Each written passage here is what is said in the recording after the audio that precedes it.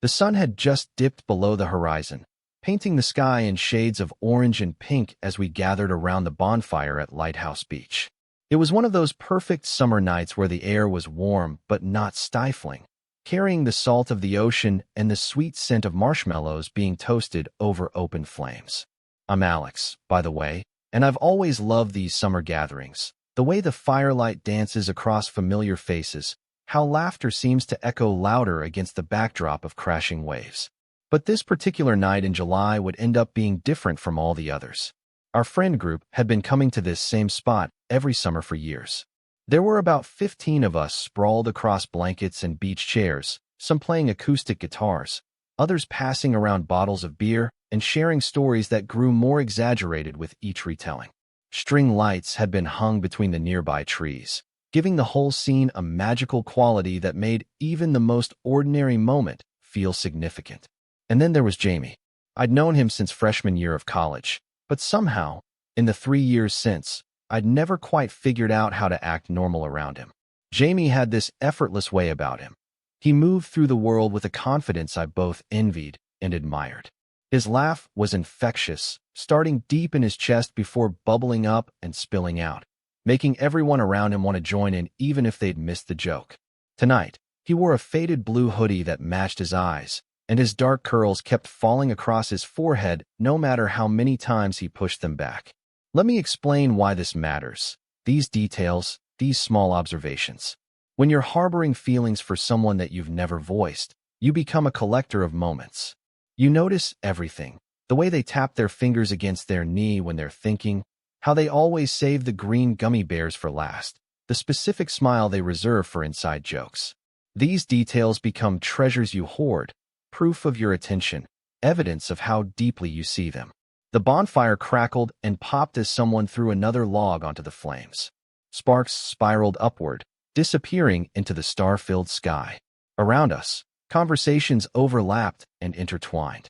Morgan was telling a story about her disastrous date with a guy who turned out to be allergic to seafood at a sushi restaurant.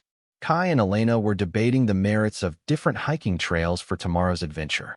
And Jamie, sitting across the fire from me, kept catching my eye and smiling in a way that made my stomach flip. "Earth to Alex," teased Sophia, nudging me with her elbow. "You've been staring into the fire for like 5 minutes straight. What's going on in that head of yours?" I blinked, realizing I'd been lost in thought. "Just thinking about how fast the summer's going," I lied. It was easier than admitting I'd been replaying the moment from earlier when Jamie's hand had accidentally brushed against mine as we were setting up the firewood. "I know what you mean," Sophia said, her voice softening. "Only 3 weeks left before everyone scatters again." She glanced meaningfully across the fire, and I knew she could see right through me. Sophia had been the first person I'd confided in about my feelings for Jamie, and she'd been gently pushing me to say something to him ever since. The thing about friendship groups is that they have their own complex ecosystem of relationships, histories, and unspoken rules. Some of us had dated each other over the years, breakups had happened, new people had been brought into the fold, and somehow, we'd managed to maintain this delicate balance. I was terrified of disrupting that balance, of making things awkward not just between Jamie and me, but for everyone else too. As the night progressed, people began drifting away in pairs and small groups. Kai and Elena left first, claiming they wanted to get an early start on their hike. Then Morgan and her boyfriend Tyler, followed by the others until only 5 of us remained. Me, Jamie, Sophia, Parker, and Danny. The fire had died down somewhat, glowing embers rather than leaping flames, casting a more intimate light over our smaller circle. "Anyone want the last S more?" Parker asked, holding up a perfectly toasted marshmallow sandwich between chocolate and graham crackers. "Split it with me," Jamie suggested, and Parker broke it in half, passing one portion to Jamie and offering the other to anyone else. "Alex should have it," Jamie said, catching me by surprise. "You've only had one all night, and you love these things." I felt a flush of pleasure that he'd noticed. "Thanks," I said, accepting the sticky treat from Parker. Our fingers were all covered in chocolate and marshmallow, and we laughed at our collective messiness, using beach towels and the occasional ocean dip to clean up. The conversation shifted to reminiscing about previous summers, The time Danny had stepped on a jellyfish and Parker had heroically volunteered to pee on her foot, an offer she'd declined with horror. The summer we'd attempted to build a raft, and it had sunk approximately 3 feet from shore. The night we'd stayed up until sunrise telling ghost stories and had terrified ourselves so thoroughly that we'd slept with the lights on for a week. Remember last summer when we went skinny dipping and Alex lost their swimsuit? Sophia said, grinning wickedly at me. How could I forget? I groaned, covering my face. I had to walk back to the cabin wrapped in a beach towel at 4 in the morning. It was a good look for you, Jamie commented, and when I peeked through my fingers at him, he was watching me with an expression I couldn't quite read. The next to leave were Parker and Danny, who were sharing a rental further up the beach. They gathered their things, promising to meet us for breakfast at the local diner the next morning. Sophia lingered for a few more minutes, then stood up, stretching dramatically. Well, I'm exhausted, she announced, though she looked anything but tired. Alex, you're good to put out the fire, right? Before I could respond, Jamie said, I'll stay and help. No point in Alex doing it alone. Sophia's smile was so smug I wanted to throw sand at her. Perfect. You two have fun. Don't stay out too late. She gave me a not at all subtle thumbs up behind Jamie's back, then grabbed her bag and headed off down the beach toward our shared rental cottage. And just like that, we were alone. Jamie and I, the last 2 people at a bonfire that had started with 15. The realization hit me with a jolt of both excitement and terror.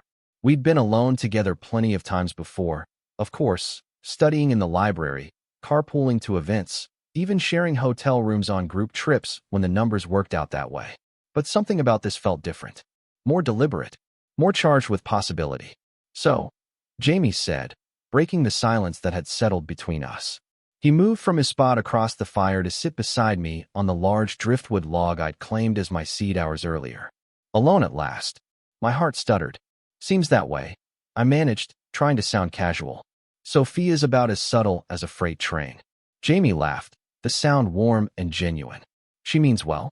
They all do, with their not-so-accidental departures. Wait, what did he mean by that? Was he implying our friends had left us alone on purpose? And if so, did that mean he knew why? I felt suddenly exposed, as if all my carefully guarded feelings were written across my face in glowing letters. What do you mean? I asked, my voice sounding strange to my own ears. Jamie poked at the fire with a stick, sending a shower of sparks into the air. Come on, Alex. You must have noticed how they've been trying to push us together all summer. The seating arrangements at dinner, the room assignments, the way they conveniently remember other plans whenever it's just the 2 of us. I had noticed, of course. I'd just assumed I was the only one who understood what they were doing. The fact that Jamie had seen it too opened up a whole new set of questions. Had he been annoyed by their meddling? Amused? Hopeful? I thought maybe it was just Sophia, I admitted. She knows that I trailed off, suddenly realizing what I was about to confess. Jamie turned to look at me, the firelight illuminating half his face while leaving the other half in shadow. That you what? He prompted gently. The moment stretched between us, filled with the sound of waves and the distant call of a night bird. I could feel my pulse in my throat, my wrists, my temples. This was it, the precipice I'd been approaching for 3 years, never quite brave enough to take the leap. That I have feelings for you, I said finally, the words rushing out before I could reconsider. That I have for a long time. Jamie was quiet for so long that I began to panic. I stared determinately at the fire, unable to look at him, already mentally drafting the apology I would give, the promise that this wouldn't make things weird, the suggestion that we just forget I ever said anything. Alex, he said at last, and something in his voice made me look up. His face was flushed, a deep pink coloring his cheeks and the tips of his ears. I've been waiting 3 years to hear you say that. I blinked at him, certain I'd misheard. You have. He nodded, a smile slowly spreading across his face. Why do you think I keep finding excuses to be near you? Why I always suggest we partner up for games, or offer to drive you places, or text you random thoughts at 2 in the morning? Now that he mentioned it, he did do all those things. I just assumed that was how Jamie was with everyone, friendly, thoughtful, present. It hadn't occurred to me that there might be intention behind those actions, that they might be specific to me. I thought that was just you being nice, I said, feeling slightly dazed. Jamie laughed, shaking his head. I'm nice to everyone, sure. but I don't stay up thinking about everyone's favorite songs so I can add them to playlists. I don't remember everyone's coffee order from that one time 6 months ago. I don't blush like a teenager whenever everyone else laughs at my jokes. As if to illustrate his point, the flush on his cheeks deepened. I couldn't help but smile, a bubble of hope expanding in my chest. Is that why you're blushing now? I asked, suddenly feeling bold. Because of me? He ducked his head, embarrassed but still smiling. It's not the smoke, if that's what you're thinking. I wasn't, I said, moving a little closer to him on the log. But it's good to have confirmation. We sat there for a moment, both of us grinning like idiots. The weight of unspoken feelings finally lifted. The fire had died down even further, just a bed of glowing coals now, but I felt warmer than I had all night. Can I ask you something? Jamie said after a while. Why now? After 3 years, what made you finally say something tonight? I considered the question, trying to pinpoint what had changed. I think I was more afraid of not saying anything than I was of saying it. I explained slowly. We're all going to be scattered again after the summer. You'll be in Boston for your new job. I'll be finishing my last year at Northwestern. Who knows when we'll all be together like this again? And I just couldn't bear the thought of another year of wondering what might have happened if I'd been brave enough to speak up. Jamie nodded, understanding in his eyes. I've been thinking the same thing. Boston to Chicago isn't that far, you know. A 2-hour flight. Weekend visits would be doable. The casual way he mentioned future plans, visits between our cities, made my heart soar. He wasn't just acknowledging my feelings. He was already thinking about how we could make something work. I'd like that, I said softly. Jamie reached over and took my hand, his fingers intertwining with mine. His palm was warm against mine, slightly rough from the day we'd spent helping Kai repair his boat dock. It felt right in a way I couldn't quite explain, like our hands had been designed to fit together. Can I kiss you? He asked, his voice low and a little uncertain. Instead of answering, I leaned forward and pressed my lips to his. The kiss was gentle at first, tentative, both of us still adjusting to this new reality where we could touch each other this way.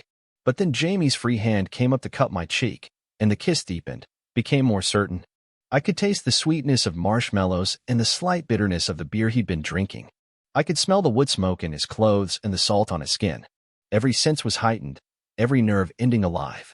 When we finally pulled apart, both a little breathless, Jamie rested his forehead against mine. I've been imagining that for so long, he murmured. Reality is better. I laughed softly, happiness bubbling up inside me like champagne. Agreed. Though I think we need more data points for a thorough comparison. Jamie grinned and kissed me again, quicker this time, but no less sweet. I'm more than happy to contribute to your research. We stayed by the dying embers of the fire for another hour, sometimes talking, sometimes kissing, sometimes just sitting in comfortable silence with our shoulders touching and our hands linked. We talked about when we'd first realized our feelings for each other. Sophomore year for both of us, it turned out, though different moments, about our mutual fear of disrupting the friend group, about our hopes for whatever this was becoming between us. Do you think the others will be surprised? I asked as we finally began gathering our things, preparing to put out the fire and head back to our respective rentals. Jamie considered this as he helped me fold the blanket we'd been sitting on. Sophia won't be. Neither will Parker. He's been giving me pep talks about confessing to you all summer. The others, maybe. Though honestly, we might have been the only ones who didn't see it. I thought about all the knowing looks, the convenient excuses, the strategic seating arrangements. You might be right. We haven't exactly been subtle, have we? Apparently not, Jamie laughed. Though in our defense, we thought we were being very stealthy. We doused the remaining embers with water from a large container we'd brought for that purpose, making sure every last coal was extinguished. The beach seemed different now, the same physical space but transformed by what had happened between us. I knew I would never look at a bonfire the same way again. As we walked back along the shoreline, our footprints leaving temporary marks in the wet sand, Jamie kept hold of my hand. The moon was high now, casting a silver path across the water. A few hundred yards ahead, I could see the lights of our rental cottages, where our friends were probably still awake, maybe waiting up to hear what had happened between us. What do we tell them? I asked, suddenly nervous again. Jamie squeezed my hand reassuringly. The truth? That we finally stopped being idiots and admitted how we feel? That I'm crazy about you and have been for years? That this is the beginning of something I've wanted for so long, I almost can't believe it's real. His words made me feel both vulnerable and invincible. That works for me, I said, smiling up at him. Though maybe the short version for tonight. We figured it out and let them fill in the blanks. And tomorrow? Jamie asked, stopping as we reached the point where we'd need to go our separate ways. He to the cottage he was sharing with Parker and Kai, me to the one I shared with Sophia, Elena, and Danny. Tomorrow we have breakfast with everyone, and we don't hide this, I said, lifting our joined hands. And then maybe you and I could go for a walk, just the two of us? I have a feeling we have a lot more to talk about. Jamie nodded, his expression soft in the moonlight. It's a date, he said, and the simple phrase sent a thrill through me. A date. With Jamie. After 3 years of wondering and hoping and talking myself out of saying anything, we were going on a date. He kissed me goodnight, a lingering kiss that promised more to come, and then we reluctantly parted ways. As I watched him walk toward his cottage, he turned back once to wave, and I could see that he was still smiling. I was too. That night, as I lay in bed replaying every moment of our time by the fire, I thought about how sometimes the most significant changes happen in the quietest moments. No dramatic declarations or grand gestures, just two people finally being honest about what they wanted, what they felt. The bonfire had burned down to nothing, but something else had ignited in its place. Something that felt an awful lot like the beginning of everything. And as I drifted off to sleep, I couldn't help but smile at the memory of Jamie's flushed cheeks in the firelight and his insistence that the smoke wasn't to blame. Some blushes, it turns out, have nothing to do with smoke and everything to do with the person sitting beside you, finally close enough to touch. Total _char_count, 18,781.